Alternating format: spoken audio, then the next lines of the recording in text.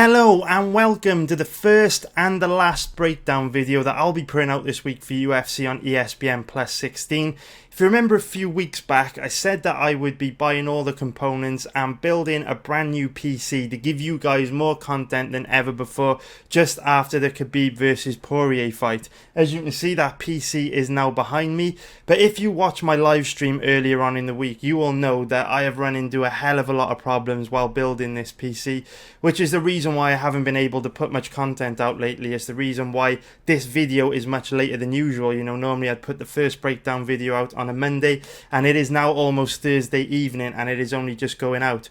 So this is like probably the fifth PC that I've built in my lifetime. And all the other PCs I've ever built, they've only really taken like an afternoon to build or maybe a full day at worst. But this was an absolute bastard to build, to be honest with you. Ran into nothing but problems. Now, don't want to bore you guys all the problems I ran into, but it was like problem after problem after problem. And then Tuesday night, I sat down to record the first part of the breakdown video and just basically encountered loads of problems again that took 3 hours to fix. So that's why I ended up doing the live stream to try and kind of iron out any issues. And even now, I was planning to put this video out like 5 hours ago, and again ran into loads of problems trying to get the new configuration set up. So I don't actually know if this video is going to record. I might have to do this video a second time. Everything looks good. I'm hoping it'll be okay, but who the fuck knows. So I am really sorry, haven't been putting out many videos lately. But remember, the whole reason why I did this was to bring you guys more content than ever before. This PC is going to enable me to produce loads of different kind of videos that I think you're going to like, and basically get the videos out earlier. So while we're in this small transition period, I know that it's not great. I'm receiving a lot of nasty emails and DMs and comments at the moment calling me lazy and all that kind of thing, but there are a lot of fucking cunts on the internet, what can I say? So yeah, in this transitional period, it's been a difficult time. I'm way behind on my research because of this PC build, way behind. If we can have a look here, this is kind of like my schedule for the week so far. So as you can see, I've only researched 4 fights on this card so far, and by this time in the week, I'd usually only have 2 or 3 fights still to research. So I'm majorly behind on work this week. And also, we've got KSW 50 on Saturday evening, which is a huge MMA event. KSW is great for betting, great for live betting, so I also need to research this card. So I've got my hands full over the next few days for sure. And time is running out, so that is the reason why this is the last breakdown video I will be putting out for this week. But then from next week, everything seems to be cool with this. I mean, as long as when I stop recording this video's fine, there's no like issues with the quality or audio, everything should be back to normal from next week, and I can start pumping out regular breakdown videos. Yeah, I'm just hoping this records okay, because this is the first one, and there's been a lot of problems with this new setup. So because this is a new, basically a transitional week, I'm using this week to kind of try out new things, try out some new configurations, and basically use this time where I can't get the breakdown videos out to basically give you different kinds of videos to see what you think of them. So the other night we did a live stream where I did like a recap of UFC 242 with some gameplay footage in the background. A lot of you liked that, so I will be doing a recap video every Monday morning. I will wake up, switch the PC on, chuck some games on in the background and go through all the fights from the previous weekend and do a recap. Also, the breakdown videos as usual. I will also be live streaming my research for any fights in the future where I can use tons of footage. So what I mean by that is, if a fighter's competed in the UFC in the past, obviously their past fights are going to be on Fight Pass, which I can't show you because the UFC defend their copyright viciously. But if ever there's a fight on a UFC card, like Tristan Connolly against Michel Pereira, where a lot of their recent fights have taken place in promotions that have the footage on YouTube, so I can actually use them in my videos. And of course, you know, I quite often use footage from smaller promotions in my breakdowns. I've got some coming up later on for the Louis Smolka, Ryan MacDonald breakdown. But this fight between Tristan Connolly and Michel Pereira, lots of their recent fights take place in small promotions, which means I can actually show you guys top to bottom my entire process for research. You know, all the stages I go through in finding past fights, studying past fights, and also like looking for any red flags online using Google, social media, that kind of thing. So I'm going to be live streaming my research for that fight tomorrow. And yeah, should be pretty good. Hopefully it works out okay. I don't know what time, because I'm going to have to research this fight at some point tomorrow. So whenever I sit down to do this fight, I'll bang on the live stream and we'll get going. And I will also be doing a kind of like a reaction video maybe, but live streaming a reaction video for tomorrow's UFC weigh-ins. So what we will do, we will play the early weigh-in clip where fighters step on the scales in the morning, like 9 p.m. Canadian time, and we will also do the ceremonial weigh-ins, the face-ups. I'll kind of like watch it with you guys. We can all discuss them in the live chat. I'll discuss any red flags that I think there are, discuss how fighters are looking, that kind of thing. And later on tonight, I will also record a video for betting on the Premier League this weekend, because there's two very, very solid football bets coming up this weekend. And now I know what you're all about to say. I know that a ton of people will, leave comments saying, if you haven't got time to do breakdown videos, how come you've got time to do these other 3 videos? That makes no sense. Why not just not do those videos? Why not put out another breakdown video instead? And my answer to that is quite simple. I'm going to be researching the Michel Pereira versus Tristan Connolly fight anyway, so may as well live stream it. Not going to take me any extra time, just got to hit record and talk and basically say what I see, because I'm going to be studying the footage anyway. Also, same thing for the weigh-ins, I'm going to be watching the early weigh-ins, going to be watching the ceremonial weigh-ins anyway, so I may as well live stream it and share myself researching those weigh-ins with you. I mean, that's no extra work either. And then the football video, what I've noticed over the last few weeks is that whenever I put a football video out, those videos tend to get quite a lot more dislikes than my other videos, and they get loads of comments with people demanding UFC content. And that's really frustrating, because this channel is called Diary of a Pro Gambler. This channel is not just about giving out betting picks for MMA. I'm very passionate about a lot of other things, and I have said on those football videos that my long-term goal is to transition away from betting on MMA and move into betting on football, because there's much higher liquidity in football, much higher max bet limits. There's a hell of a lot more money to be made in a sport like football than there is on MMA. And MMA is not my primary focus. It really isn't. Making money from gambling is my primary focus. So I'm always going to be attracted to the sport or the area where there is most money to be made. At the moment, there's a hell of a lot of money to be made in live betting on UFC, but there's a hell of a lot more money to be made on football. So that's why I'm producing content around football as well.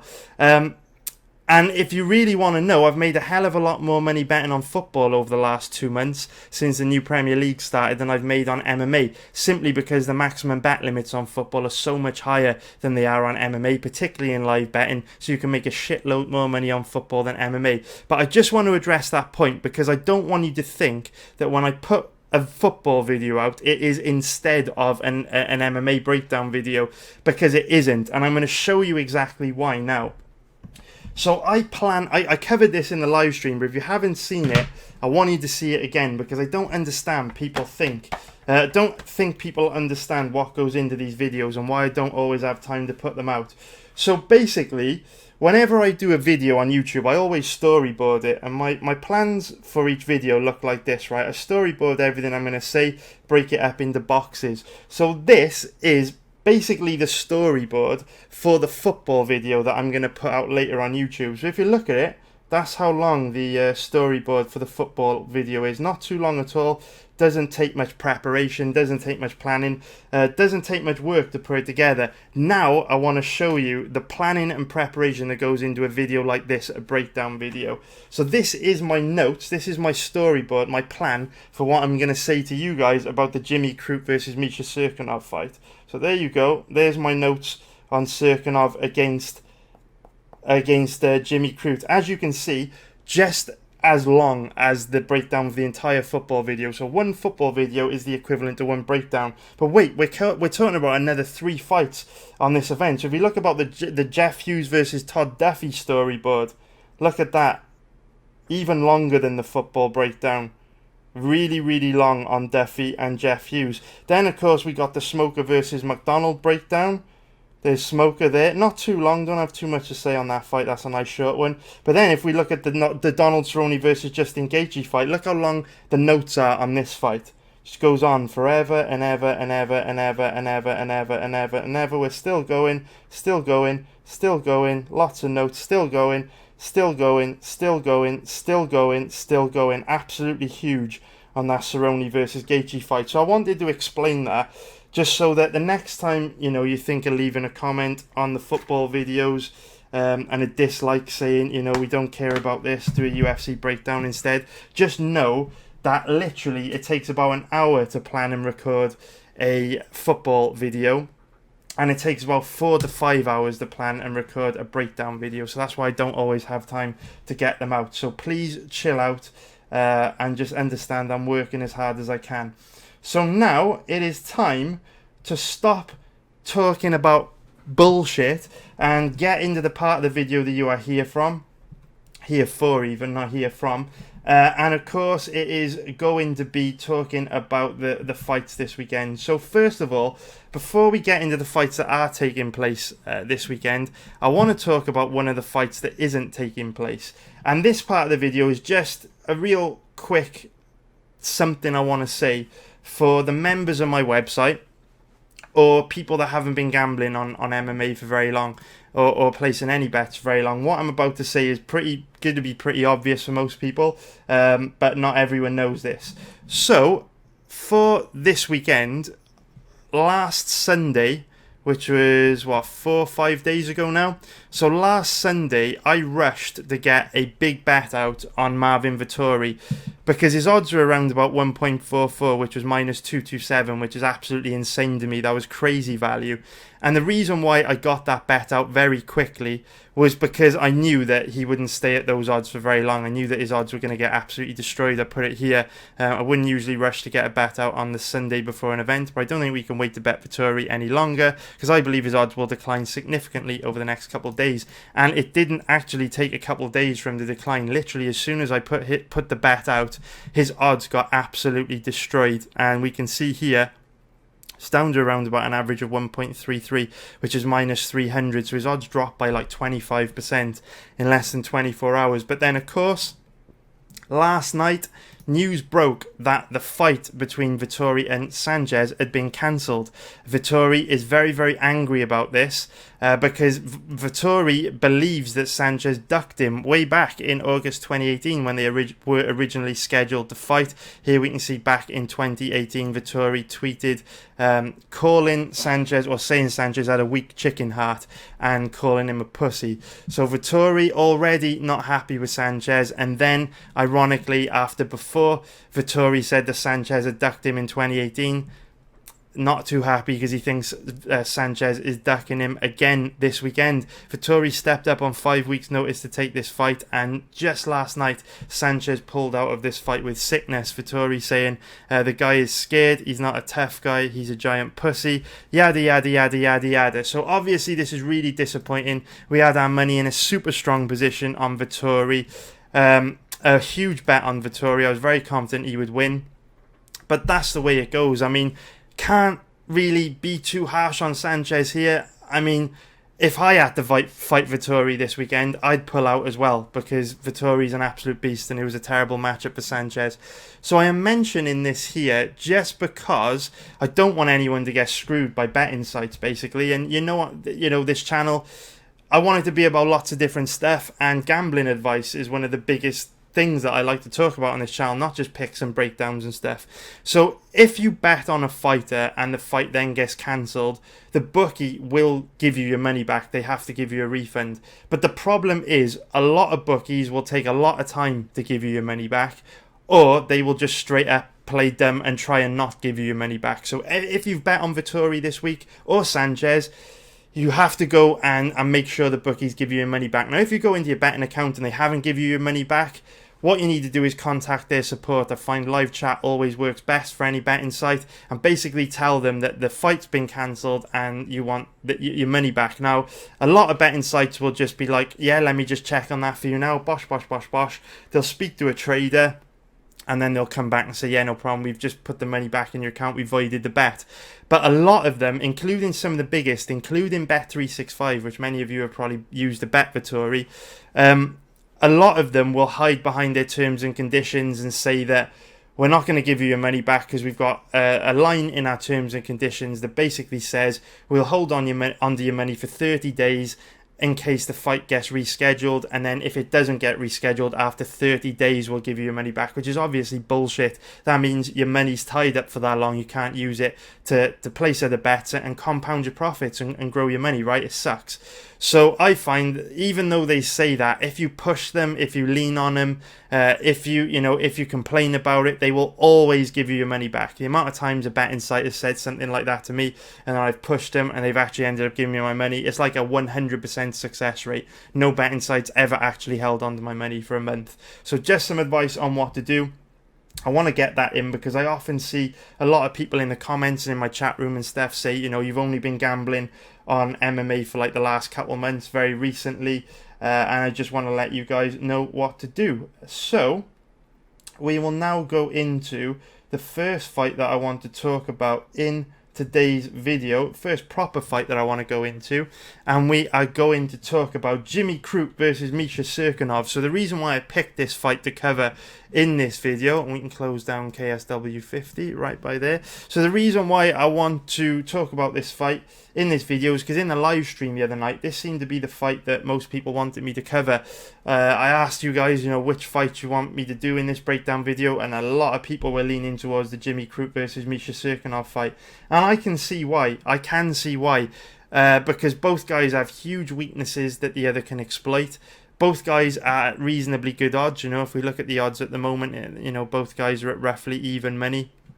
So I can definitely see why. Why a lot of people wanted me to talk about this fight. Both guys currently around about 1.91 at the moment, dead even odds. 1.91 is minus 110 for an implied probability of 52%. So in the eyes of the bookie, they think it's a 50-50 fight. And of course, these type of fights always present an opportunity. So if you can find a slight edge either side, you can often find value. So, first of all, let's talk a little bit about Cirkunov, because he tends to be the guy that a lot of people are leaning towards, because, you can kind of tell he's the guy that people are leaning towards. If we look at the odds movement on this fight, you see that the odds have declined. He opened up around, what did he open at? Call it 2.91, which is plus 191, and now he's been bet all the way down to 1.88 or 1.91, which is basically about minus 110, right? So it's a 50-50 fight. So if we talk about Cirkunov, he's a bit of a strange fighter, because when we actually look at his technical ability, he's a decent technical striker, he's got a decent ground game, he's a strong wrestler, but at the same time, he's also total chaos.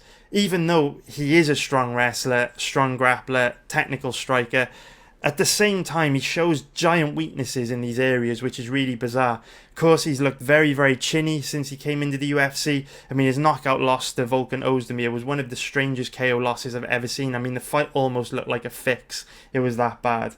And also, despite the fact that he is primarily a grappler and a strong wrestler, he also makes giant mistakes on the ground. We see him give up position, we see him give up easy takedowns. He even ended up being mounted by Ion Cutelaba, which is a real huge red flag, because Cutelaba is a terrible wrestler, terrible grappler with a white belt level ground game. I know you'll tell me I'm wrong, because Cutelaba is like a Romanian Greco fucking national wrestling champion or some bullshit like that, but in terms of MMA wrestling, he's very, very poor. So the fight with Cirkunov and Crute is an interesting one, because if Cirkunov shows up and performs to his full potential, Crute's got his hands full, because Crute, he does give up weak takedowns. He looks quite weak off his back. We know Cirkunov is a strong grappler, and also we know Cirkunov is a little bit chinny. Having said that, Crute's striking tends to primarily revolve around his kicks. He's not the best boxer. Now, he did get a knockout with his hands on Dana White's Contender Series, but in the other fights that I've seen from him, his kicks are his main weapon. His hands aren't that dangerous at all. So this is a complicated fight because, you know, you think if Cirkunov shows up and performs to his full potential, he's going to be able to cause Crute big problems. I mean, based on Crute's UFC debut against Paul Craig, Cirkunov could probably take him down, get into top position and dominate. But the problem is, this is a risky one, simply because Crute is only 23 years old. He's going to be making big improvements from fight to fight. You know, he's a tough Aussie, and he looked quite poor against Paul Craig. He really did. If he shows up and performs like he did against Paul Craig back in 2018, I really think he's going to struggle against Cirkunov because his takedown defense and ground game looked very poor. But we've got to remember that this fight took place almost a year ago now. We've also got to remember it was his UFC debut. You know, fighters never show up and perform to their full potential in their debut. And also, yeah, I'm sure he's improved a lot since then. I mean, he won against Paul Craig. He won against Sam Alvey. He's only 23 years old. He's going to have made a lot of money from these fights. You know, he would have got his win bonus. He's going to have made at least $40,000 in the last, call it, 9 months. It's a lot of money for a young guy. It's a hell of a lot more money than I was in at that stage in life. So he's probably got enough money to live good and train full time. And at this age, you're like a sponge and you can make big improvements from fight to fight. And I feel like if he has made improvements to his takedown defense, if he does keep the fight standing, he's got a great chance of knocking Cirkunov out. I mean, Sam Alvey is a guy with an excellent chin. He really, really has an excellent chin. You know, if you look at Alvey's career, up until he fought, well, he got knocked out prior to that against Nogueira. But if we look through Alvey's career, you know, he's had over 40 pro fights.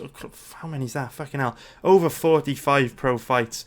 And we can see that he's only been knocked out 1, 2, 3. Call it, he's only been knocked out three times in his 45 fight career, which shows that Alvey's got a really good chin. So the fact that Crute was able to hurt him bad multiple times, you know, definitely shows that he's got the power to hurt Misha Cirkunov in a big way because of how chinny Cirkunov's looked in the past. So I've put it in my betting tips article. I've closed it down now, I can't bring it back up, but I put it in my betting tips article for this event. This is about as close to a 50-50 fight as you're going to get, in my opinion. Which means the bookies have capped this dead accurate. I do agree with the odds, 1.91 apiece for both guys, which is minus 110. Because if you look at Cirkunov, he's really chinny, not rock solid on the ground, and not the best offensive wrestler. But at the same time, Jim Crute's takedown defense looked so bad against Paul Craig. He looked so weak off his back against Paul Craig that I could definitely see Cirkunov taking him down and wet blanketing him for 3 rounds. No problem, win an easy decision. But at the same time, I just cannot bet on a guy like Cirkunov that appears to be so chinny. Now that's ironic because I bet on Cirkunov in his last fight against Johnny Walker, you know, and you're probably saying, well, that's a complete contradiction of what you've just said. Why would you bet on Cirkunov against Johnny Walker? I mean, Johnny Walker's a devastating KO artist, and you've just said Cirkunov's chinny. Like, why the hell would you bet on Walker? And the reason being is it's the same sort of stylistic matchup. I mean, it's exactly the same stylistic matchup as Crute versus Cirkunov, right?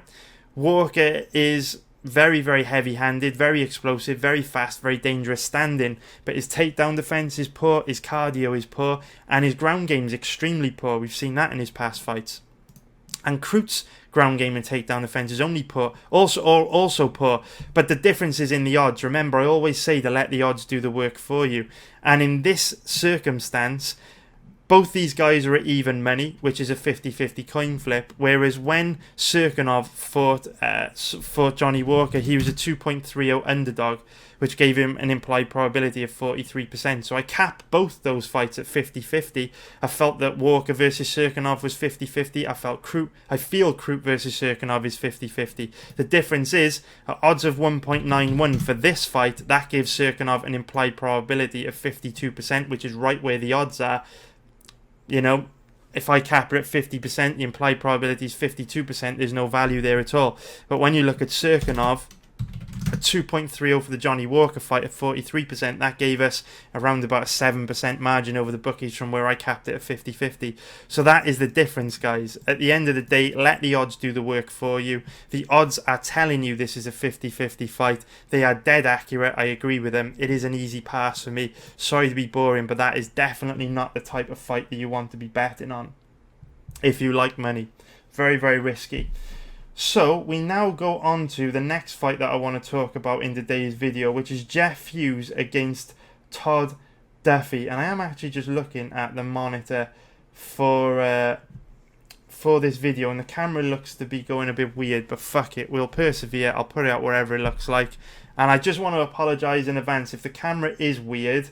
I'm really, really sorry. I'll fix it for the next video, or try and fix it, but this is a transitional period, guys. Like I said at the beginning of the video, transitional period, new PC, lots of teething problems, but we'll get there. In the long run, it will work out a lot better for you if you're patient with me, because you'll be getting a lot more content than you have been in the past earlier in the week. And trust me, this channel will go to the next level. You just got to hang in there and be patient while I iron out all these teething problems.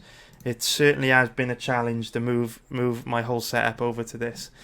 So now we go on to the next fight, which is Jeff Hughes against Todd Duffee. And this has been an absolutely amazing fight for me to research. I've absolutely loved researching this fight, because in a week when I am so fucking busy, I've fucking moaned like a little bitch all week about how busy I am. But in a week like this, when I am behind, Todd Duffee is an absolute dream to research, because I've literally researched his last 10 years of fights in about 15 minutes. It's insane. If we look back through his record, dating way back to 2009 when he fought Mike Russo and it went deep into the third round, all his fights since then have ended in round one. This fight, lasted after a minute and 13 seconds. This one 33 seconds. This one 2 minutes. This one 34 seconds. This one 20 seconds. Absolutely crazy. So it didn't take me very long to research Todd Duffee at all, which was an absolute gift in a week like this where I am running behind big time. But because we haven't seen much of him over the last 10 years, it's obviously a difficult fight to cap, because we really don't know what to expect from him. Hasn't spent much time in the cage at all over the last 10 years, and he has been out injured for the last 4 years. So I guess I need to try and work out what order I give you this breakdown. Do I talk about how these guys match up stylistically, or do I talk about the reasons why Duffee has been out for 4 years? Alright, let's just get it out of the way. Let's just talk about this fight from a stylistic point of view. Then I can talk about all the X factors. So, I'm a huge fan of Todd Duffee, and it is great to see him back. And I'm so happy that he is coming back after 5 years out, or 4 years out, because Todd Duffee prides himself on being the most exciting heavyweight of all time, and he is up there, man. It doesn't get much more exciting than a Todd Duffee fight. If you're bored, if you're looking for something to do and you want some excitement, literally just go and watch any Todd Duffee fight. He is a maniac. He is crazy. He is one of these guys that fights with a kill or be killed style. It's almost like every single one of his MMA fights turns into a game of chicken. It's like a Wild West shootout. He comes forward and literally tries to take his opponent's head off from the first second to the moment in the fight where someone's unconscious or the referee pulls him off the other guy. It is crazy. It is a kill or be killed style. He forces people to engage. There's no fighting safe against Duffee. There's no fighting tactically. He comes forward and he forces you to fight in a phone booth and wing bombs. That's just the way he is. And I guess that might be a good time to bring up. I've planned this breakdown out really nice on the iPad, and I've fucked it. It's not a very good plan. It's all over the place. I'll go ahead with how this fight goes stylistically. Then I'm going to get to all the other shit at the end, when it probably would make sense to dip into it now. But screw it, I'm doing it like this, so that I don't tie myself up in knots. So Duffee has legit KO power in every strike, great boxing, strong takedown defense, decent wrestling, trained at ATT for a long time, has trained at AK for the majority of his career. Now he's training in Las Vegas at the Performance Institute in Extreme Couture. He's a nightmare, basically. He is an absolute nightmare. Problem with Todd Duffee is, because he's total chaos, because he comes out the gate every event or every fight trying to kill his opponent, that forces his opponents to engage. So when you cap a Todd Duffee fight, baseline is always 50-50. It's kind of like he's either going to get knocked out or he's going to knock the other dude out, and it really is as simple as that. Which means when you see he's fighting someone, if he's not the underdog, you almost always have to pass on his fights because he's got the power to KO anyone dead. And unfortunately, his fighting style means that he can be KO'd at any time. It's like Darren Till said in the build-up to the Jorge Masvidal fight, or after the Jorge Masvidal fight. You know, Darren Till's so exciting. Everyone loves Darren Till because, like Darren Till said, when you put yourself in a position to finish someone, to finish your opponent, you also put yourself in a position to be finished. And that sums Duffee up perfectly because he's always trying to take the other guy out. He's always putting himself at risk of being finished. That was what makes it so difficult to bet on him, because here we can see his odds are currently around about an average of 1.80, which is moneyline odds of minus 125 for an implied probability of 56%. You know, there's just no way you can bet him at those odds because of how crazy he is. But there are some X factors which, you know, may make you want to take a shot on Jeff Hughes. We'll talk about those X factors. Obviously, when the X factors be, and he's been out for 4 years, that's a huge X factor to take into consideration. So let us take a look at maybe some of the X factors.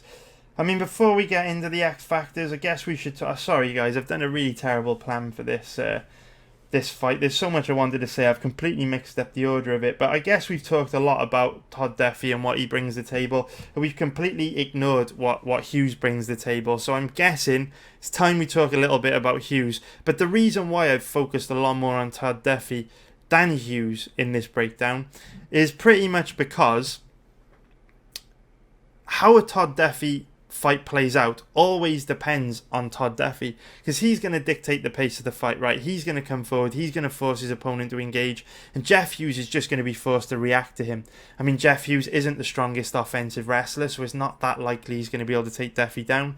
Jeff Hughes' main weapon is chipping away at guys in the clinch and wearing them down, but Duffee's so powerful and explosive, it's not going to be that easy to do that either. So Hughes is going to be forced to engage and do whatever Duffee wants him to do.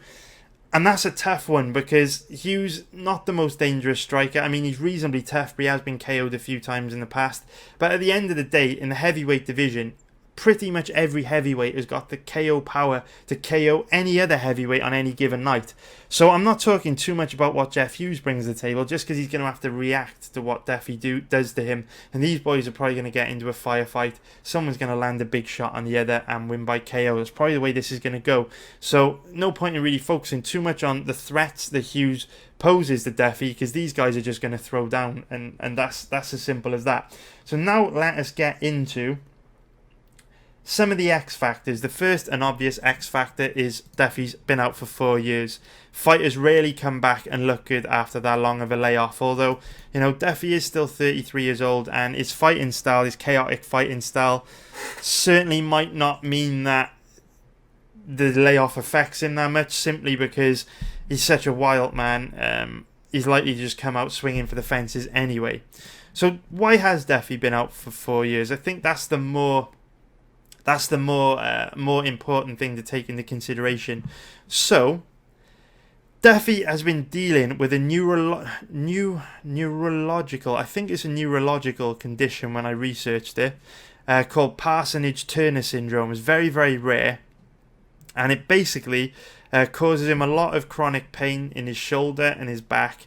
And also it leads to, it's a neurological disease, progressive neurological disease, which means it's going to get worse over time, causes bad shoulder pain, motor weakness, dysesthesis, I'm not sure how to pronounce that, really sorry guys, and numbness, which obviously isn't good if you are a professional fighter. So that has kept Duffee out for the past 4 years, and it is a chronic disease, so it's not like it's something that Todd Duffee's going to be able to recover from. So I guess the real question is, how much is this disease going to affect his performance on Saturday night? Well, in order to find out, luckily we have Ariel Helwani, the best in the game, to ask the questions many other journalists are too afraid to ask, and press a fighter if he doesn't feel like he's got the answer he wanted. So just listen to this interview here on Ariel Helwani's MMA show, where Ariel asked Todd Duffee about how this condition has affected him. This interview was from 2 days ago, so this is what Todd Duffee's got to say. Friendlier, I don't know, but I think it's a good look on you, so I hope you keep it. I know you know, in the midst of, you've had a lot of ups and downs. You also had the Parsonage-Turner syndrome that you were battling. Does that still affect you at all, or are you completely over that? I'm over it personally. Okay. I'm tired of it. Okay. Well, does it still like? Yeah, but naturally, yeah, of course it does. It's just one of those things, you know. Any injury is going to affect you for a lifetime, especially in the sport. Yeah. So anytime, like any surgery, you're never going to be the same. You know, that's life. That's any injury. Your body's, you know, you only got one. Right. But does it affect you in training at all? Like, have you had to change the way you prepare for a fight because of this? Yeah, but that was 6 years ago, right? So yeah. I'm kind of used to it at this point. Like I've adjusted it. I haven't really. It hasn't came to mind in probably the last 3 years of training. Okay. Because I've just kind of adjusted to it. I know how to manage it. I don't really. It's just kind of part of life. So, I don't know if you know this, but like I do this show now, it's live, but there's also a TV version of. So there we go, guys. That is Ariel Helwani quizzing Duffee about the injury or the disease that he's got to live with, and I think Duffee tries to play it off and makes it sound less serious than it is, said that he's learned to deal with it and stuff, but quite obvious that this still affects his training, still affects his fighting, and obviously that's another huge red flag, and perhaps one of the reasons why he is so aggressive is because maybe this disease prevents him from competing at a high level for a full 15 minutes, so he feels like he needs to get his opponents out of there quickly. So having said that, you know, if you check his Instagram profile, it does appear to be in very good shape though. You know, Duffee always looked amazing, very muscular, very powerful, very explosive, and certainly looks in very good shape on his Instagram profile. You know, this picture was taken just 3 days ago, and Duffee looking absolutely amazing there, which is another positive sign. But the disease that he suffers with is certainly a red flag. But we've also got to remember that this is a post-USADA era. You know, the last time that we saw Todd Duffee fight back in 2015 against Frank Mir, USADA drug testing was not in play. So, you know, I'm not pointing the finger at Todd Duffee at all of being a PED user. I'm not saying he's used performance-enhancing drugs in the past. I would bring this up as an X factor for any fighter that hadn't fought since USADA came into effect. But it is worth noting that this is going to be Duffee's first fight competing under USADA drug testing. So if he is a user of performance-enhancing drugs in the past, like many fighters were, that is obviously going to have an impact on his performance as well. So another red flag. Now, we've already spoken a lot in this breakdown about Duffee's chaotic style of fighting. But a lot can happen in 4 years, right? Duffee hasn't been around for 4 years, we keep saying it. And a lot can change. You know, maybe he's gone back to the drawing board, reevaluated his fighting style. You know, maybe he's suffering with a neurological disease because of all the head trauma he's taken throughout his career. I mean, he's certainly taken a hell of a lot of damage in these fights. So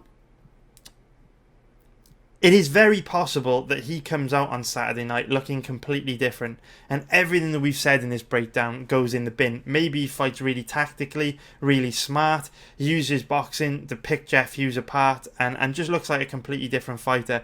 And I was hoping that Ariel Helwani would broach this subject with him. I was hoping that he would bring it up, because Duffee does have literally like the most exciting fighting style in the world, but it's completely unsustainable. He's a wild man. And I was hoping Ariel Helwani would ask him about this and ask him if he's going to change his fighting style. And he does, because Ariel Helwani is the best in the game. So the final thing I want to cover in this breakdown is listening to Todd Duffee's answer to this question. So let's hear what he's got to say about this. Those back. Not really, though. It doesn't like eat at me in any particular way. Okay. I did not expect it to go down the way it did. I mean, but you never do, right? Right. He came out aggressive, which was a big, again, I hate to say it. Every time I think about that fight, it's like, man, how can you be shocked that somebody came out to fight? Right. Is there a chance we're going to see a different Todd Duffee in this fight? Like, have you evolved to the point where you're a different kind of fighter? I don't know. You know, it's, I think my skill set's been much greater than I've probably typically shown in fights, either because they've been too quick or just the way the fights have kind of played out. But no, I mean, I'm still the same guy, I would think, right? I don't Probably know. just a little sharper, a little better, a little more mature. Yeah. Do you believe in ring I mean, rust? I haven't stopped training. I don't really think ring rust is the thing. I've had big gaps between fights before. Excuse me. So no, I don't think that's like a major factor. It could be, maybe. I don't know. If someone's just learning about Todd Duffee now for the first time, what's the one fight that you want them?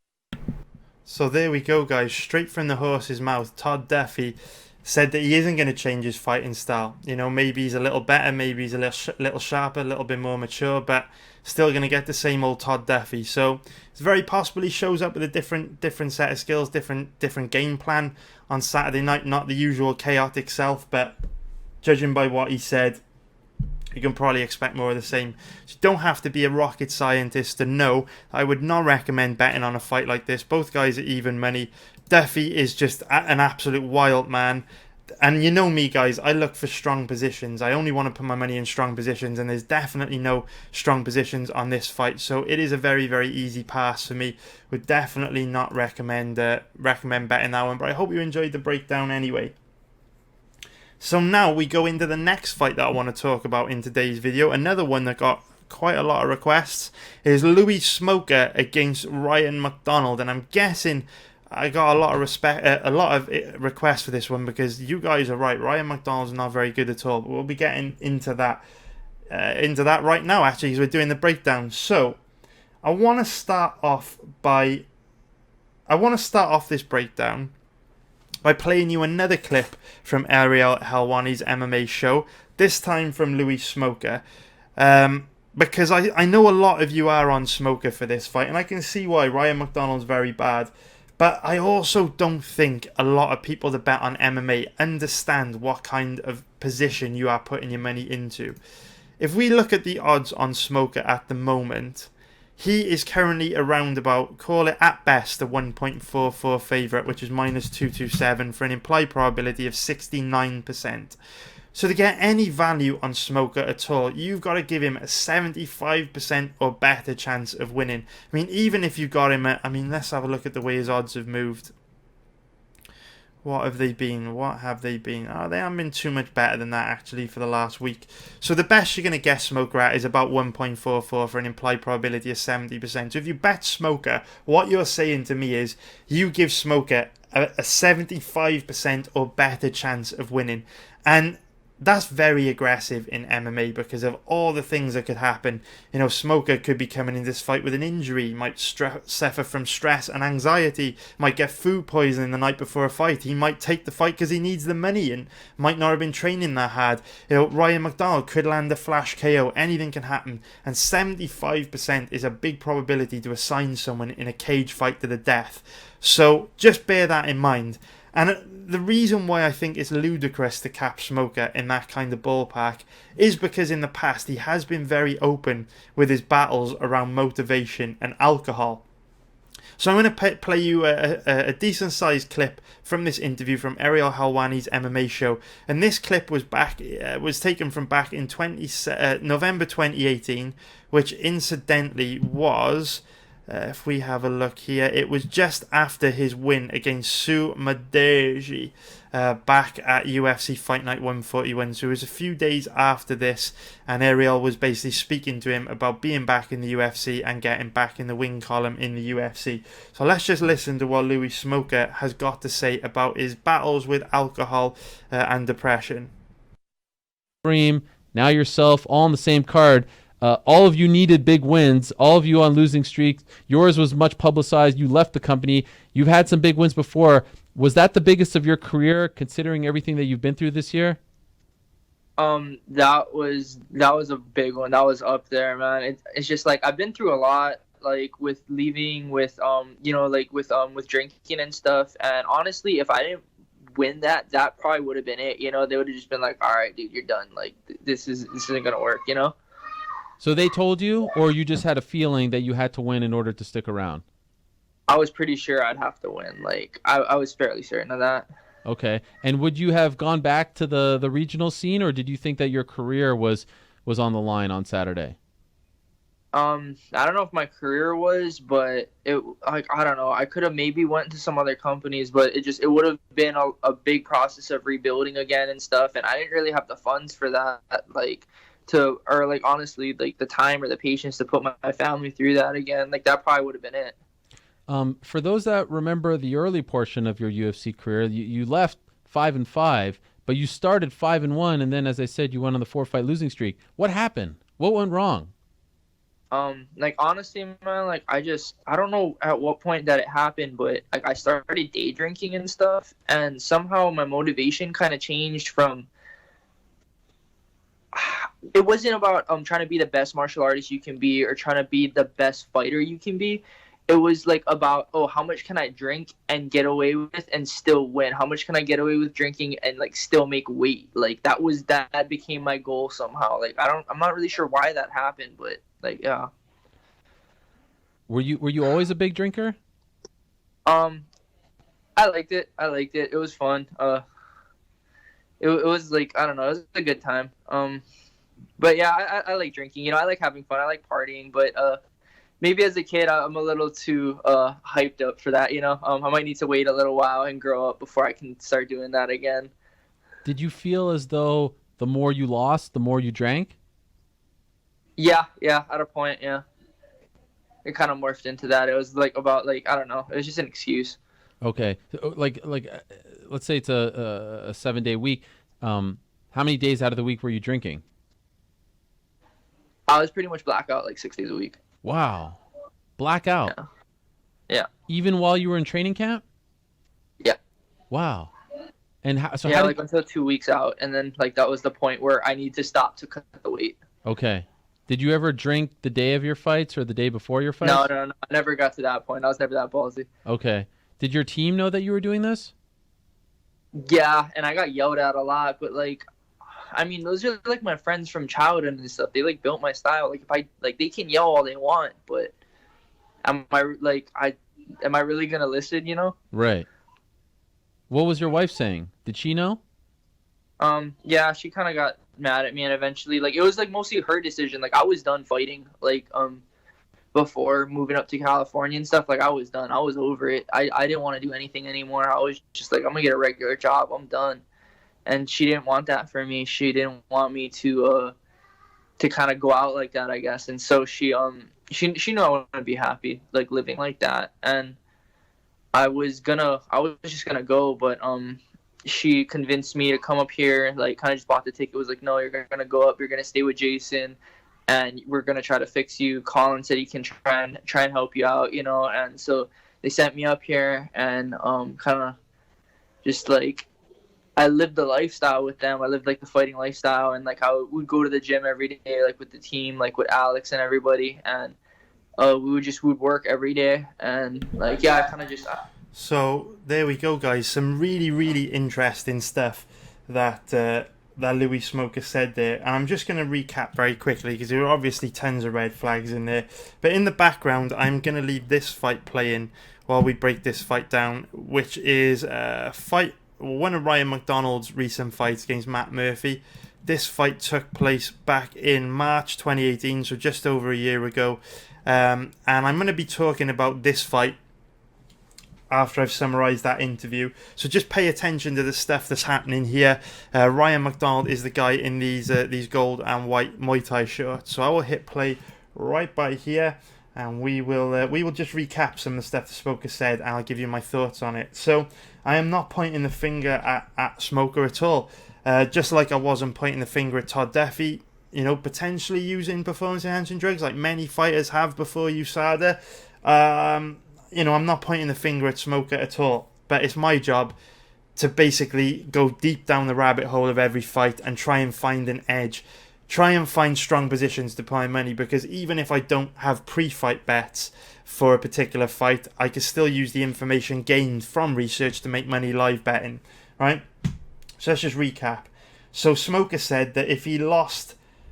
I didn't actually finish off. The point I'm trying to make is alcoholism, depression, anxiety is horrible disease. I'm not pointing the finger at Smolka at all. I just have to talk about it because it's my job, right? So, Smolka said that he was done fighting. This is a huge issue, right? Smolka said that it was his girlfriend that persuaded him to continue fighting. He was done. He didn't want to fight anymore.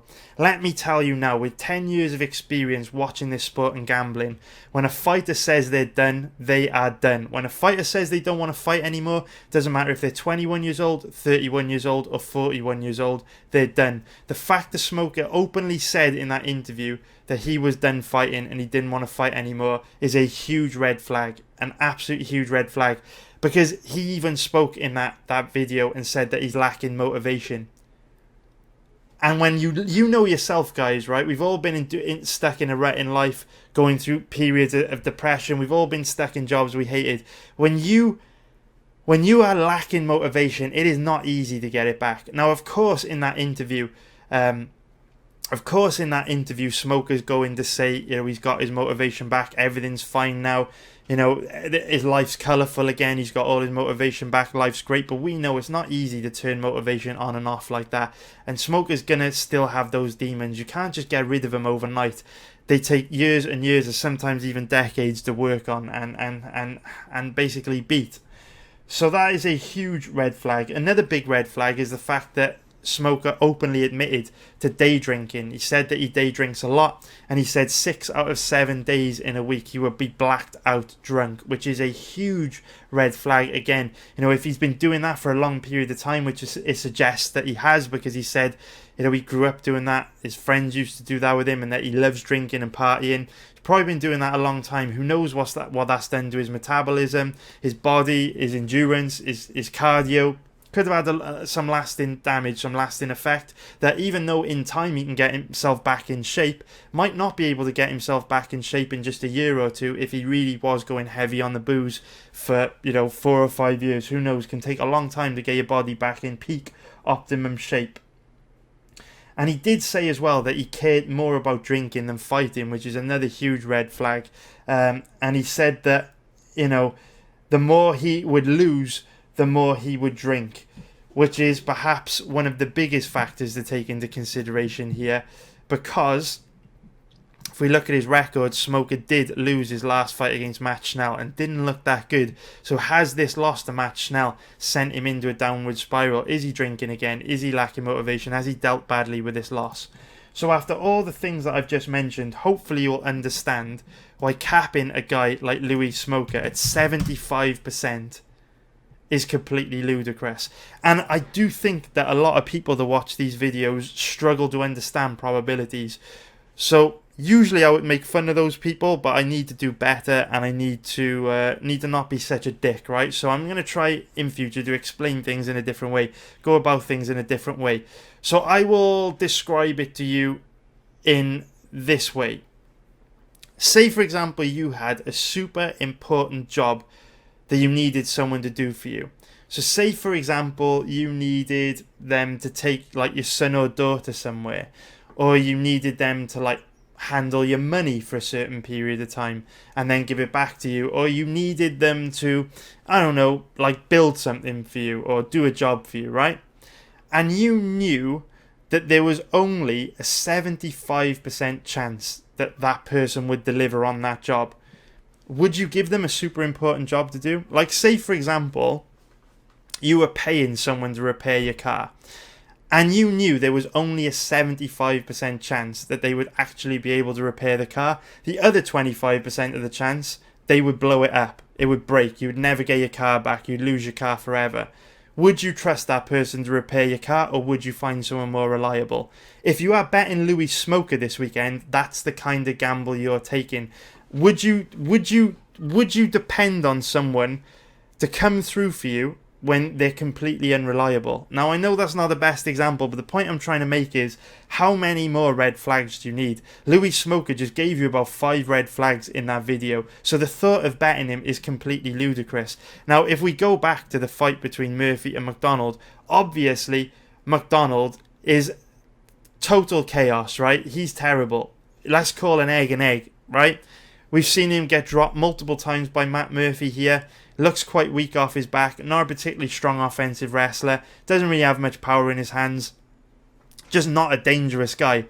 But just because MacDonald's bad, that doesn't automatically assume it doesn't automatically excuse all those red flags with Smolka. There's still giant red flags there. And at the end of the day, if the best fighter always won in mixed martial arts, I would be a rich man. I would be a very, very wealthy man. It's very easy to determine who the better fighter is. Very easy. It would make the sport very predictable. But as we know, the best fighter doesn't always win. That's why we like the sport. That's why it's so unpredictable. That's why it's just an amazing sport to watch. And if you've got a guy like Smolka, if he is drinking every day, if he isn't taking his career that seriously, if he isn't motivated to fight, it doesn't matter how good he is, how much better than MacDonald he is.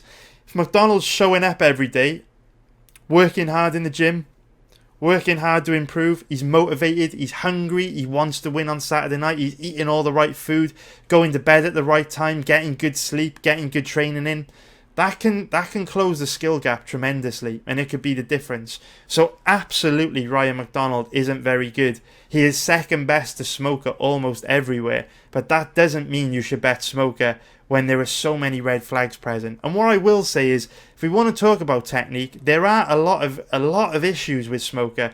You know, very bad striking defense, no power in his hands. You know, like I say, he's very easy to hit, no offensive wrestling. He's an absolute nightmare on the ground. But if he has been drinking, if he is lacking motivation, if MacDonald can keep this fight standing, it could get interesting. So definitely don't recommend betting on MacDonald. He's not very good. Absolutely agree with you guys that he is not a very good fighter at all. And Smolka, get this man a stool. Get this man a stool, man. What the hell? But yeah, MacDonald's not great, but cannot bet on a guy like Smolka with so many issues. Just way too many red flags there for me to ignore. And then we get on to a super interesting fight. A super interesting fight. Donald Cerrone against Justin Gaethje. Now, guys, before we get into this, I want to let you know that I haven't actually made my mind up on whether I'm betting this fight yet. There is one guy I'm very tempted to bet, and I'm going to get into it in this breakdown, but I don't know if I'm going to bet him because I think it would be smarter for me to wait until the weigh-ins before I decide on pulling the trigger or not. So I don't have a bet on this fight yet, but I'm going to share my plan with you for betting this fight. If I do bet this fight, I'm going to share with you how I feel, and you can hopefully make up your own mind based on the information that I give you in this breakdown, because this is a complex fight, a very interesting fight, and I still don't know how I feel about it, but I can give you all my research. Do you know what I mean? Like, I've fucking done a ton of research on this fight. I can dump it all on your lap. I can dump it in front of you, everything that I've discovered about both these guys, and you can make your own mind up. And remember, you know, I will say this is one of those fights that everyone's got a strong opinion on. You know, there are two camps of morons when it comes to a fight like this. You've got the camp of morons that think Gaethje's going to win, and they strongly believe Gaethje's going to win, and they think Gaethje's going to go out there and knock Cerrone out in 30 seconds, and they are not open to any other possibility. And then you've got the other camp of morons that think Cerrone's going to go out and head kick Gaethje's head off his shoulders, and they are rigid in their thinking. They will not entertain any other possible outcome, and they think Cerrone's going to win. And then in the middle, you have the sensible ones like us, who understand that in MMA, on any given night, there are multiple possibilities. Anything can happen. And instead of, you know, putting your flag in the ground and, you know, assigning your loyalty to either guy and being really stubborn about things, you understand that there are a lot of different ways the fight could play out, and you evaluate and consider all those different ways a fight could play out, assign a probability to those different outcomes, and then work out by the betting odds if either guy is worth a bet. That is the way you should approach betting. If you are one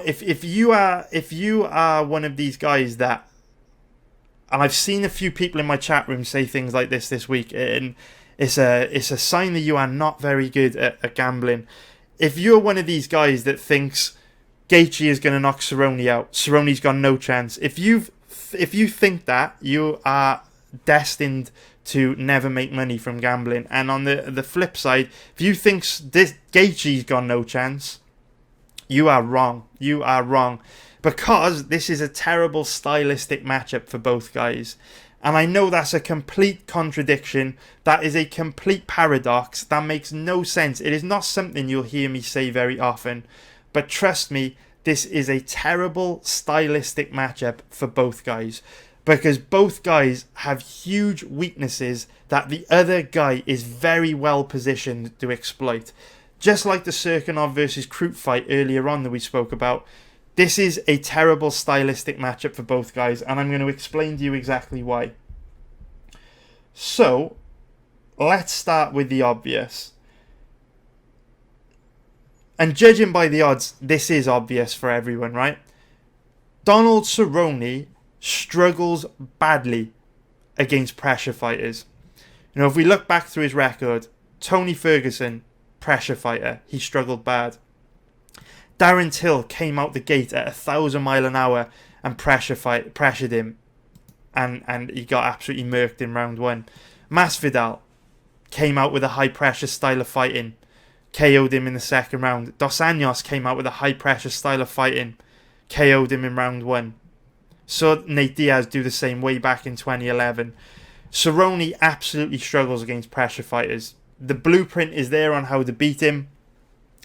And that is reflected in the odds. You know, we see Gaethje as a big favourite here. Gaethje is currently around about a 1.53 favourite, which is minus 189, for an implied probability of 65%. And we've just spoke about probabilities in the Smolka versus MacDonald fight. So just know, if you think Gaethje is going to win this weekend and you are planning to bet Gaethje, just know you've got to give him a 70%, 70% better, 70% or better chance of winning.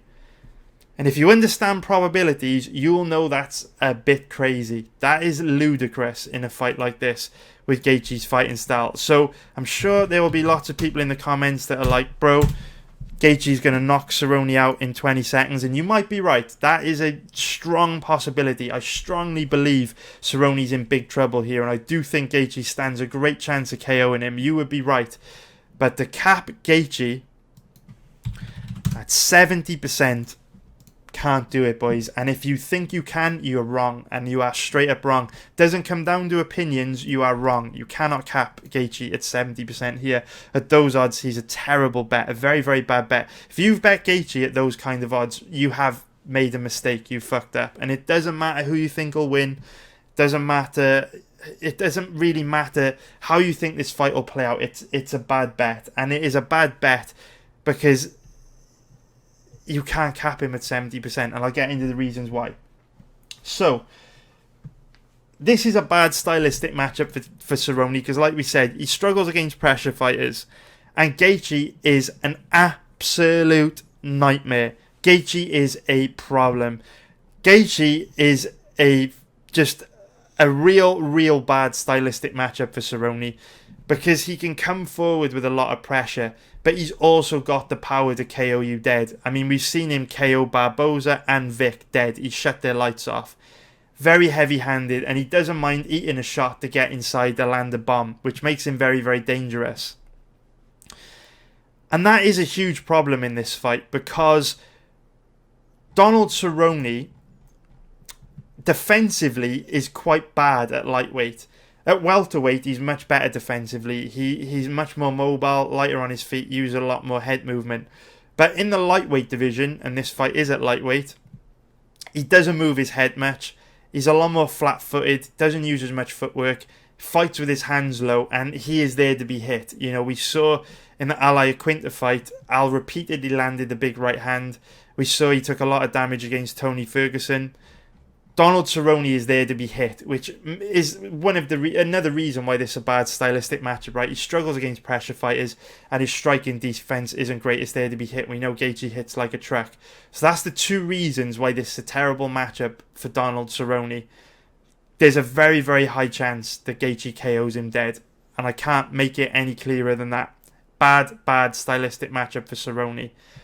Now, the crazy thing about this fight is, before I began researching this fight, knowing how easy Cerrone is to hit, knowing he struggles against pressure fighters, knowing what Gaethje brings to the table, I was actually considering betting on Justin Gaethje. You know, I wasn't rushing out to bet him because it's not an amazing opportunity, because he has been a big favourite since the odds opened.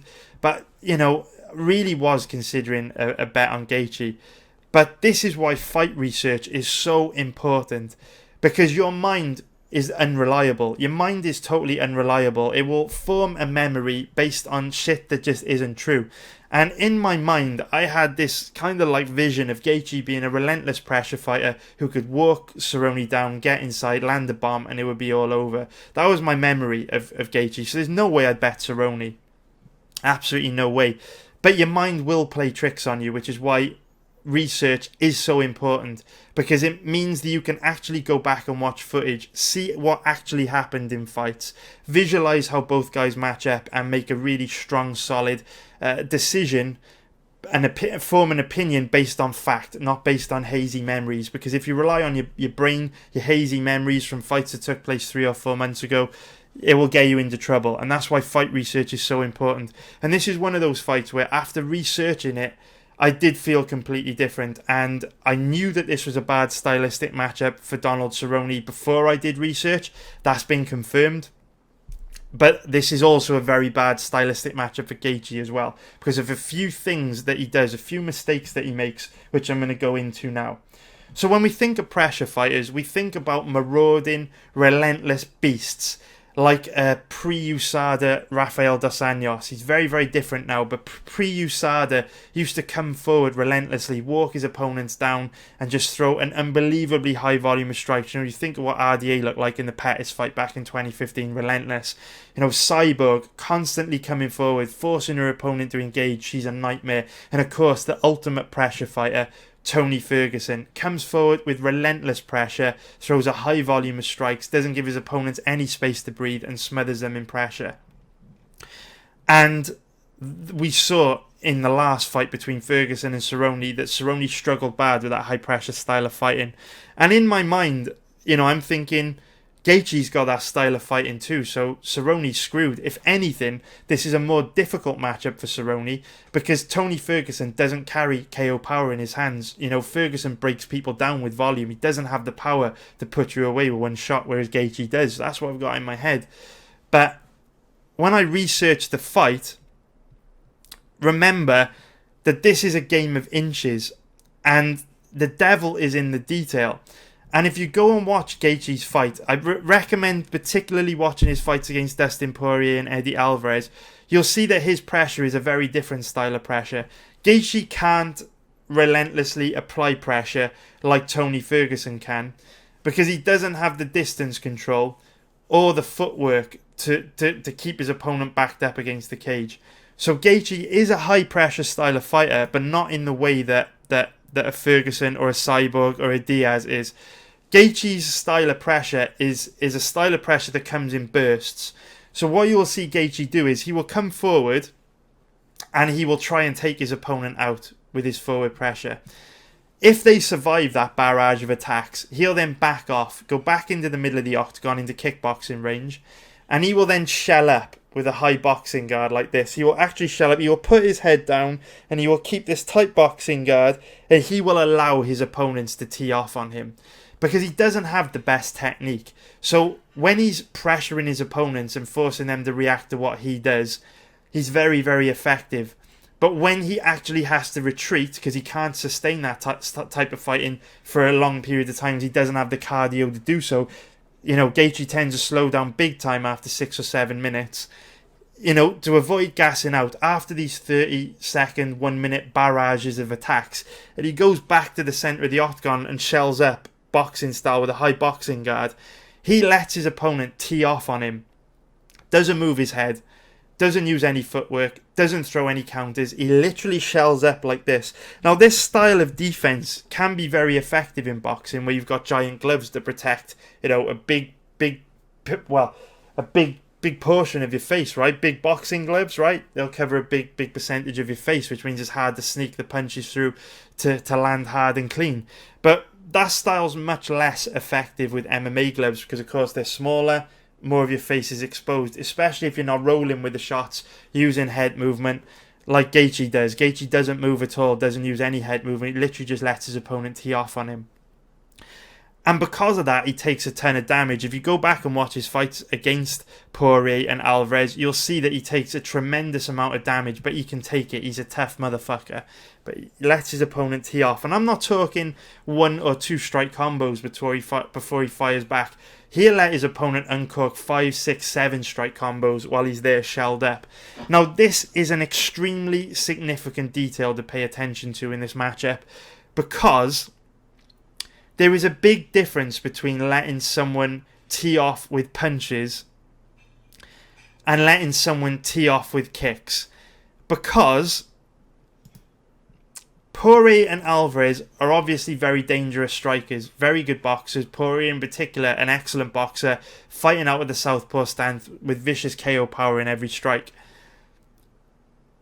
But when they're unloading on Gaethje when he covers up, they're doing it with punches. They're landing boxing combinations. And, Gaethje's doing a good job of protecting his chin, protecting his temple, the areas where you can get wobbled or rocked or dropped. And I mean, ironically, he did lose both these fights. He got knocked out eventually. But up until the point he got knocked out, the defensive strategy was somewhat effective in that it enabled him to take a lot of damage without actually getting knocked out until he got knocked out. So to some degree, it worked, but eventually he paid the price for it. The point I'm trying to make is, when Poirier and Alvarez are teeing off and unloading on Gaethje when he goes the high boxing guard, they're doing it with punches. And, you protect the crown jewels, the chin and the temple quite well with the boxing guard. You take a lot of damage, but the shots, for the most part, up until the actual finish came, were not enough to significantly hurt Gaethje. They busted him up. They weren't enough to put him away. And what Gaethje's doing is he's banking on one of these bursts being the burst to put you away before you can KO him and make him pay for this really bad strategy that he comes into each fight with. So what you'll see Gaethje do is he will, as soon as the fight starts, come out hard, try and take you out in the first 30 seconds to 1 minute. If you survive that barrage, you'll back off. You'll go back to the centre of the octagon with him, and 2 things happen. You'll either be in a defensive shell because you'll be scared he's going to blitz you again and you don't want him to do that, so you don't do anything and you let him recharge his batteries for the next blitz, which is a mistake a lot of guys have made in the past.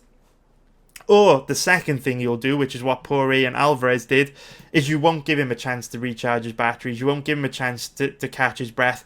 In these periods of the fight where he's trying to take a break by shelling up and recharge his batteries for the next blitz, you'll unload on him and inflict loads of damage. And then what he'll do, after he's done eating like a 6 or 7 strike combo, he'll recharge his batteries and he'll blitz forward again and try and take you out in another 30-second, 1 minute burst. And if you survive that, you'll go back to the centre of the octagon, you'll come forward, land the combos, rinse, repeat. That's how Justin Gaethje fights play out. Now, the significant thing about that is, like we said, in those moments where Gaethje's shelled up in the middle of the cage, Poirier and Alvarez are lighting him up with boxing combinations. Both guys are decent kickboxers, but they don't really use that many head kicks. Head kicks aren't really in their arsenal. Don't get me wrong, they've thrown head kicks in the past, but it's not something they're particularly dangerous with, not something they really go to that often. Enter Mr. Donald Cerrone, one of the most devastating head kick artists of all time. Ruthless accuracy with his head kicks. He can throw a head kick with more accuracy than most guys can land a jab. I mean, his head kicks are unbelievable. And when you eat a Cerrone head kick, it is literally like getting hit with a baseball bat. It's unbelievable. So the point I'm trying to make is, when Gaethje's shelling up against regular guys like Poirier and Alvarez, he's catching a lot of the punches on, the wrist, the knuckles, whatever, the gloves blocking the shots. But when you shell up like this against a guy like Cerrone, he's not hitting you with a 5 or 6 or 7 punch combo. He's landing a 2 punch combo, and then the head kick's coming right after. And the difference between taking a head kick on the gloves and taking a punch on the gloves is you can still get knocked out if you eat a head kick, even if you block it. You know, if you go like this and a guy like Cerrone kicks you in the head or the arms, you're taking the impact straight through the head, and it's enough to knock you out.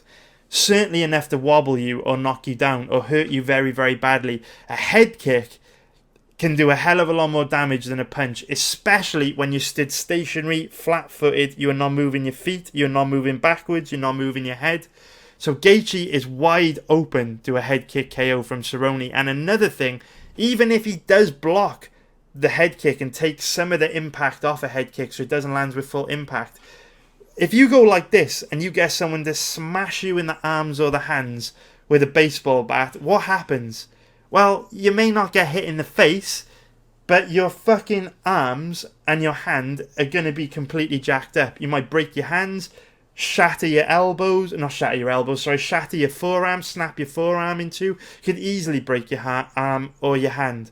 So for that reason, this is also a terribly bad stylistic matchup for Gaethje, because if Cerrone does survive that early 30-second to 1 minute flurry, when Gaethje goes back to the center of the octagon and shells up, Cerrone will 100%, 1000% be able to land a head kick flush on the hands or the arms or the head of Gaethje.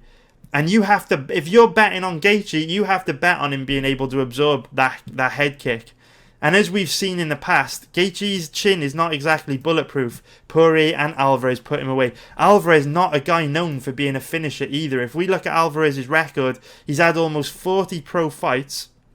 And when he was in the UFC, we could see that, he's making me eat my words. Before he got to the UFC, he has actually got a ton of finishes. I stand corrected. Point I was trying to make was when he first came into the UFC, didn't have that many wins by knockout or TKO, but then he picked up a knockout or TKO win over RDA and Justin Gaethje. But prior to the UFC, he was a bit of a decision machine. If you look at him in Bellator, most of his wins were by decision or submission. Not that many wins by knockout or TKO. So the point I'm just trying to make is Alvarez not terribly dangerous with his hands, and he still was able to put Gaethje away. So Gaethje's seen as being like this granite-chinned tough guy, but he's there to be hit and he's there to be knocked out, is the point I'm trying to make. So yeah, this is a you will very rarely hear me say that a fight is a terrible matchup for both guys, but this really is a terrible matchup for both guys. It absolutely is. And now we have a few X factors to talk about. So the first X factor that we need to talk about is the fact that Donald Cerrone is old as fuck. He's 36 years old, and there are very, very few fighters getting up into the late 30s that can compete at the highest level of the sport. Obviously, heavyweight's different, but aside from that, this tends to be a young man's sport. And tying into the age thing, the most concerning thing about Cowboy for me is how bad he always looks at weigh-ins. This is him weighing in for his last fight against Tony Ferguson, and we can see that he looks absolutely dreadful. I mean, I love Cerrone. He's one of my favourite fighters ever. But if you saw a guy looking like this, sleeping under a bridge in a tent somewhere that was homeless, wouldn't be that surprising. It looks absolutely dreadful every time he weighs in. Doesn't look good here at all. And it's not good, man. I mean, it's really not good. I mean, how many times can a fighter like Cerrone do this to his body and still show up and compete to his fullest potential? I mean, he's had almost 50 pro fights. He's 36 years old. How long can he keep putting his body through this and still show up and perform to a decent level? I mean, we know that Gaethje's got vicious KO power in every shot. We know that when you go through a brutal weight cut, it severely diminishes your ability to take a shot because it dehydrates your brain, leaves you more susceptible to being KO'd. So the way that Cerrone always shows up at weigh-ins is always going to be a red flag. I've broken down plenty of Cerrone's past fights on this channel. We always have to talk about it. And I also expect Cerrone to turn up and look like shit this weekend. Weighing in against Gaethje. But at the same time, we keep saying this should affect him, But to be honest, it doesn't, which is so strange. I mean, if we look over the last few years, you know, since he got knocked out by Masvidal, he's only really been KO'd by Darren Till. You know, went the distance with Robbie Lawler. You know, Leon Edwards is very dangerous. He went the distance with him 25 minutes. Beat Mike Perry, who hits very hard. Beat Alexander Hernandez, who hits very hard. Ate loads of bombs. You know, Iaquinta repeatedly landed the right hand on Cerrone, and that fight went 25 minutes, and Cerrone was never in danger. And, you know, Ferguson landed some big shots as well, and couldn't really hurt Cerrone. Of course, Cerrone was busted up quite bad, but it's not like he was rocked, dropped, wobbled, or knocked down or anything like that. So everything points to Cerrone. Everything suggests Cerrone shouldn't be able to take a punch, but he kind of can, which is really strange. You know, his striking defense makes him look vulnerable to the KO. His weight cut means he should be vulnerable to the KO, but hasn't really been vulnerable to the KO. And we know there's no shame in getting KO'd by Darren Till. He's an absolute beast, and so is Jorge Masvidal. Even then, Cerrone was able to go into the second round against Masvidal, even though Masvidal obviously had him hurt at the end of round 1. So there's a good chance that Cerrone can take Gaethje into the second round. And remember, Gaethje has an inefficient style of fighting. He always tends to slow down by the 6th or 7th minute of a fight and starts to become very, very sloppy. His cardio's not great. Or, you know, it's not his cardio, it's a pacing issue. But I'm not going to go into that now. This video is going to be crazy long. So that's the first red flag, or not red flag, but X factor, right? We've got to take Cerrone's age and weight cut into consideration. But there's also a big X factor here with Justin Gaethje, because as you can see here, he is wearing sunglasses at yesterday's. Or actually, it came out today. Didn't realize that, but he is wearing sunglasses for this interview. And as you can see from the headline here, it says that he almost pulled out of the fight with an eye infection. So he says well, actually, I'm just going to let you listen to the clip yourself. So listen to this, and then we will discuss the impact it may have on the fight after he is done talking. The fact that you're all competitor of you years ago. I will be honest. I'm wearing these sunglasses because I almost didn't make it to this fight. I had an eye infection, and I'm through that now. And I just got off the plane about an hour and a half ago, and I came straight here because I was not going to miss this opportunity to work out and get the blood flowing and get my mind into fight week. So, you know, these lights are super bright, little light sensitivity right now, but I'm 100% ready to go. I fought blind my whole life, so unless my eyes are cut out, I'm fighting. Did you have to see a doctor to get cleared? I see as many doctors. Yeah. I'm cleared and I'm ready to go. When did this happen? When did this infection? Doesn't matter. Okay. I'm here and I'm ready to fight, baby. Life would be a lot brighter on Saturday night. Any concerns about that? Nope. I'm seeing drastic improvements every day. This is just precaution. I wanted to keep my eyes open for you guys. To go back to the question about you guys training together. Yeah, why did you decide to speak up? because it didn't even cross my mind to not. It's the truth. I have nothing to hide from. I was not a fighter then. I was a wrestler. He brought me in to help him wrestle, to work on his wrestling when he fought Melvin Gillard, and he dropped me with a good uppercut in sparring. So it happened. I mean, doesn't bother me one bit. I hope he can do the same thing. I guarantee he's going to have a hell of a time trying to land those shots on Saturday night. So there we go, guys. Interesting stuff from Gaethje's post-media open workout interview. Some stuff for us to unpack there. So first of all, just on that last note, Gaethje said that Cerrone actually dropped him in training before. Gaethje went out to help Cerrone get ready for his fight against Melvin Gillard, which was obviously a long time ago. But Gaethje said that he got dropped with an uppercut and it wouldn't happen again on Saturday night. So straight away, just that in a nutshell, yes, the fight took place the Gillard-Cerrone fight took place a long time ago. Gaethje got dropped by Cerrone a long time ago, but he still got dropped. So again, if you are one of these guys in the Gaethje is going to knock Cerrone out, no other possibility can happen, there's no possibility that anything else can happen, Gaethje's going to win easily, then you are absolutely wrong. Because Cerrone has dropped Gaethje in the past in training, which means it can happen again. Basically means it's happened before, so you just cannot cap Gaethje at 70%. It's impossible. Gaethje, straight from the horse's mouth there, has said Cerrone has dropped him in training, so it can definitely happen again. So straight away, you cannot feel confident in Gaethje this weekend. You just can't. You are not getting it if you feel confident in Gaethje this weekend. And that's all I really got to say on that. But other red flags from that interview. So Gaethje was wearing sunglasses because he said that recently he'd suffered an eye infection. And it was quite interesting. If you go back and watch that interview, he said that he was wearing glasses because the brights in the media room were quite light and they were irritating him. And he said that he wanted to be able to keep his eyes open while doing the interviews. And then one of the reporters, one of the female reporters, said, but the lights will be a hell of a lot brighter in the octagon on Saturday night.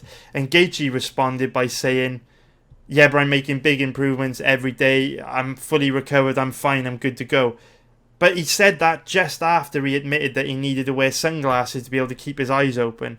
And I don't know if you guys have ever been to a UFC event or a Bellator event, but if you sit cage side, the lights really are blinding. They are extremely bright, the ones that shine into the octagon. So that's a huge red flag, because they do say, it's an old phrase in boxing, the shots that knock you out are the ones that you don't see coming. And we know the Cerrone's lightning fast. So if Gaethje's struggling to keep his eyes open and blinking and stuff, especially with a high guard, Cerrone can easily sneak one of those killer Matrix style combinations in and knock Gaethje out dead. So huge red flag there. It's quite clearly Gaethje's impaired going into this fight. And I mean, he said he's making huge improvements every day, but he's going to say that. What do you expect him to say? He's not going to say, I'm struggling to see right now. Can't barely open my eyes. They're really sensitive to lights at the moment. I'm just taking this fight because I need the money, or I don't want to drop out because it's a big opportunity for me and I think I can beat Cerrone even if I can't see properly. He's not going to say that. He's going to tell you everything's fine even if it isn't. So that is a huge red flag with Gaethje. And you know what? Like, I haven't decided if I'm betting this fight yet, but I've been talking about this fight for 40 minutes. 30 minutes, 40 minutes, and even as I'm talking, I'm kind of talking myself into betting Cerrone. You know when you do that, when it's kind of like you're not sure about something, and then when you talk to someone else about it, it helps you make your mind up. As I'm unpacking all this information, I am really, really starting to consider a bet on Cerrone, because if we look at the odds at the moment, remember, I always say to you guys, let the odds do the work for you. I don't care who wins this weekend. I don't care if Gaethje goes out and KOs Cerrone dead in 30 seconds. I don't care if Cerrone head kicks Gaethje into another dimension. I really don't care. I have no favourites. I have no biases. All I care about is making money. And in order to make money in this game, you've got to consistently put your money in strong positions. Now, based on everything that I've showed you, I believe that this is close to a 50-50 fight. I really do. I think that Cerrone is wide open to being KO'd because he's got terrible striking defense at lightweight. He doesn't like being pressured. But I also think Justin Gaethje is wide open to being KO'd because he can't see with this eye infection that he's got, and also that high boxing guard where he just plants his feet flat-footed in the middle of the octagon and lets his opponent tee off on him, leaves him wide open to just being absolutely flatlined by a Cerrone head kick. So I think this fight's very, very much a 50-50 fight. I don't lean either way. I give Gaethje just as much chance of winning as I give Cerrone. But if you look at the odds, Gaethje, as we've said multiple times, is currently around about a 1.53 favourite, which is minus 189, which means in order to get any value there, you've got to cap him at around about 70%. It's impossible. This is a 50-50 fight. Gaethje's a terrible bet, guys. I cannot reiterate that strongly enough. If Gaethje wins, it doesn't mean... If you bet Gaethje this weekend and he wins, it doesn't mean you made a good bet. It's actually a bad bet. It just means on Saturday night, that's the series of events that unfolded. The universe decided on that night that Gaethje was going to beat Donald Cerrone. Doesn't mean you were right, though. It just means that is the scenario that played out. Come Saturday night, there are multiple ways this fight could play out, and not even Gaethje or Cerrone knows how this fight is going to play out. The universe will decide. And at the moment, based on all the information that I've shared with you, I believe it's a 50-50 chance. It could go either way. Maybe 55-45 in favour of Gaethje, but certainly not much better than that. And if we look at the odds on Cerrone at the moment, he is currently around about a 2.65 underdog, which is plus 165, which gives him an implied probability of 37%. Sorry, 38% if we round it up. And I mean, there's value there, boys. If you cap this fight at 50-50 like I do, then you're getting a 12% margin over the bookies, which is amazing. It's really, really good. If you cap this fight at